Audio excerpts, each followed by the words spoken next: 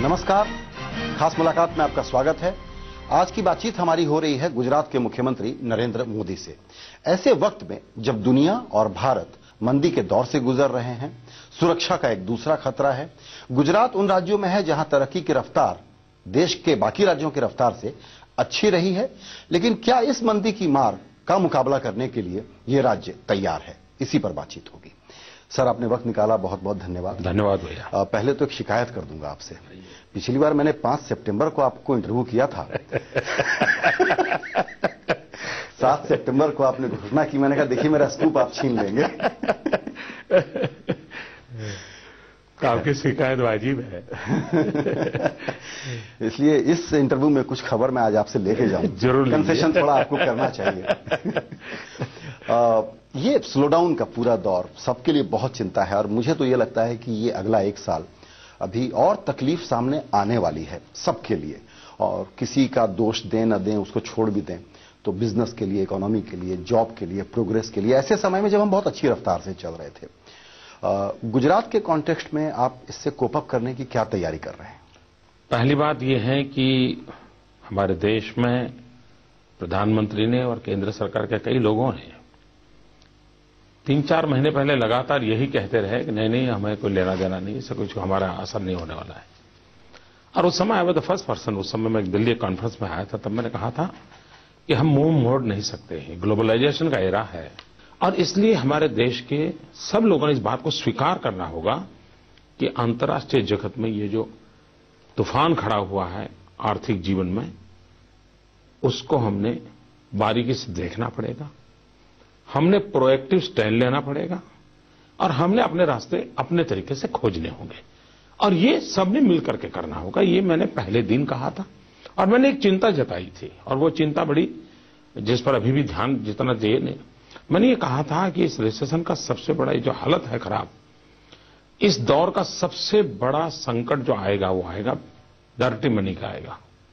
अगर dirty money, माफियाओं के, टेररिस्टों की मनी, ये अगर मेन स्ट्रीम में आ जाते हैं, वही लोग अगर अपने इन रुपयों से 2-4 बैंक खरीद लेते हैं, फाइनेंशियल इंस्टीट्यूशन खरीद लेते हैं, तो दुनिया के अंदर क्या स्थिति लंबे अरसे तक पैदा होगी इसका अंदाज करना चाहिए। भारत में ऐसा कोई खतरा दिखता नहीं है, लेकिन आप देखते हैं सब कुछ? देखिए, सवाल हिंदुस्तान या हिंदुस्तान के बाहर नहीं है। ये अमेरिका भी की कोई बैंक खरीदी जाएगी और इन लोगों के हाथ जाएगी तो इन्फ्लुएंस कभी न कभी होने वाली है। जहां तक गुजरात का सवाल है, आखिरकार दुनिया भर के अंदर ये संकट हुआ है। दुनिया का जो भी उद्योग जगत होगा वो क्या सोचता होगा? सीधा सीधा यही सोचेगा कि भाई मेरा उद्योग चलता रहे। चलाने के लिए क्या चाहिए? तो उसको कॉस्ट इफेक्टिव व्यवस्था चाहिए। क्यों ना हम दुनिया की इस स्थिति का फायदा उठाएं, हम उनको एक ऐसा एनवायरमेंट दें। हमारा चीप लेबर अवेलेबल है, हमारे पास ह्यूमन रिसोर्सेज है, वी हैव ए टेक्नोलॉजी, तो हम दुनिया की इस मुसीबत में सहारा बन सकते हैं। लेकिन कॉस्ट इफेक्टिव होने में, माफ करिएगा, कॉस्ट ऑफ मनी सबसे बड़ा संकट है इस वक्त। देखिए, पैसों के कारण कोई काम रुकेगा ऐसी स्थिति नहीं है, ऐसी स्थिति नहीं है। आप पैसे कहां लगाते हो उस पर है। आप अगर टुकड़ों में पैसे बांटोगे तो परिणाम नहीं मिलेगा, लेकिन आप जैसे कैलेमिटी होती है तो किस प्रकार से काम करते हैं, फिर ऐसा नहीं कि 2 डॉक्टर से काम चलाते, 50 डॉक्टर भेज करके कैलेमिटी से शहर को बाहर निकाल देते हैं। आपका अप्रोच वो होना चाहिए। सारी बातें कर करके कम टू द डिसीजन कि हम इंफ्रास्ट्रक्चर के क्षेत्र में प्रोएक्टिव हो जाएंगे। हमारे जितने पुराने प्रोजेक्ट हैं सारे पूरे करने के लिए लगेंगे। रुपये पैसे की कोई प्रॉब्लम नहीं है, हम निकाल देंगे पैसे। और मैंने इंफ्रास्ट्रक्चर को बल दे दिया। कम पैसों में स्टील मिल रहा है मुझे, कम पैसों में सीमेंट मिल रहा है, कम पैसों में कंपनियां भी मिल रही हैं जो काम करने के लिए आ रही हैं, लेबर भी मिल रहा है। तो मैंने ऑल आउट सारे काम शुरू कर दिए हैं। तो मेरे बजट के कम खर्चे से मेरे प्रोजेक्ट होंगे, अच्छे होंगे, अधिक होंगे। फिर मैं गरीबों को मकान देने वाला था, मैं उसको और स्पीडअप कर रहा हूं, प्रीपोन कर रहा हूं प्रोग्राम। तो लाखों की तादाद में मकान बनाऊंगा, गरीबों को मकान मिल जाएगा, इंफ्रास्ट्रक्चर का काम हो जाएगा और सीमेंट वाला का सीमेंट बिकेगा, लोहे वाला का लोहे बिकेगा, तो वहां लेबर छूटा नहीं होगा। तो ये एक पूरा चेन बना होगा। जैसे डायमंड, हमारे यहां डायमंड इंडस्ट्री पे खतरा आया है।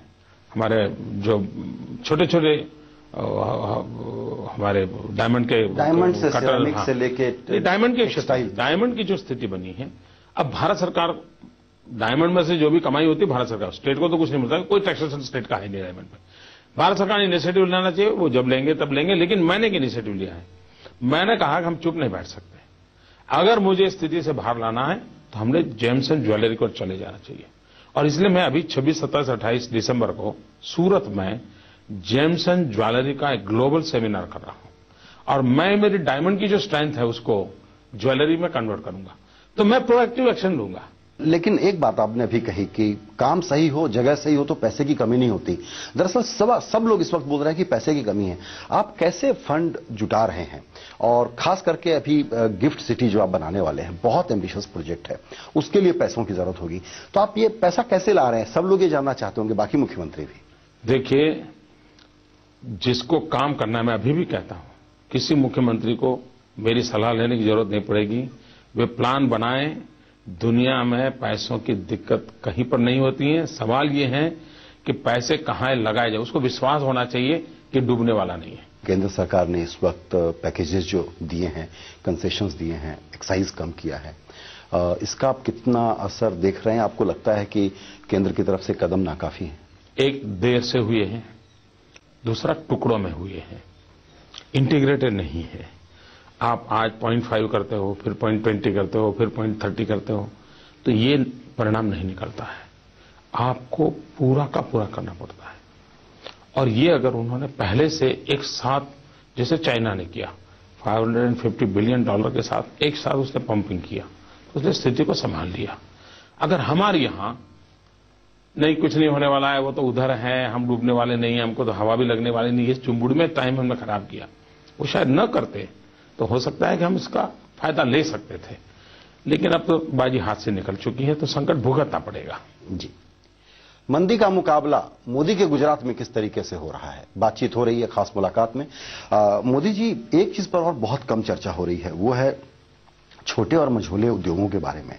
बहुत ज्यादा तकलीफ में, उनकी हालत और ज्यादा खराब है। बड़े बड़े कॉर्पोरेट भी परेशान है, तो उनकी हालत और भी गंभीर है। उस पर ज्यादा ध्यान नहीं दिया जा रहा। आपके राज्य में इस तरह के क्लस्टर सबसे ज्यादा? ये आपने सही बात उठाई। As far as Gujarat is concern, कुल मिलाकर के यहाँ की उनकी एक साख, उनका ग्लोबल मार्केट, इन चीजों के कारण उनकी स्थिति वैसे अच्छी बनी हुई है। लेकिन फिर भी हमने हमारा इस बार जो vibrant Gujarat global investor summit है, उसमें स्पेशल फोकस एसएमएस पे दिया है। आपने वाइब्रेंट गुजरात की बात की। इसके पहले जो प्रस्ताव आए वाइब्रेंट गुजरात के इस बड़े इवेंट में, सब तरह के लोगों के, उसका आपने एक्चुअल रियलाइजेशन देखा होगा, इम्प्लीमेंटेशन देखा होगा, क्या एक्सपीरियंस रहा है आपका? नॉर्मली जो एमओयू होते हैं, सरकार एमओयू हमेशा करती है। नॉर्मली जो एमओयू होते हैं तो देश का एवरेज ये है 10-15% तक रियलाइजेशन होता है। लेकिन गुजरात में एमओयू करने के कारण हम सरकार के ऊपर रिस्पॉन्सिबिलिटी डालते हैं। भाई जो एमओयू हुआ उसका एक गवर्नमेंट ऑफिसर इंचार्ज होगा, उसका काम होगा उसको पूरा करें। उसको जमीन मिली कि नहीं मिली, उसको पानी मिला कि नहीं मिला, लाइसेंस मिला कि नहीं मिला, बिजली मिली कि नहीं मिली, इसके पीछे सरकार को दौड़ना पड़ता है, इंडस्ट्रियलिस्ट को नहीं दौड़ना पड़ता है।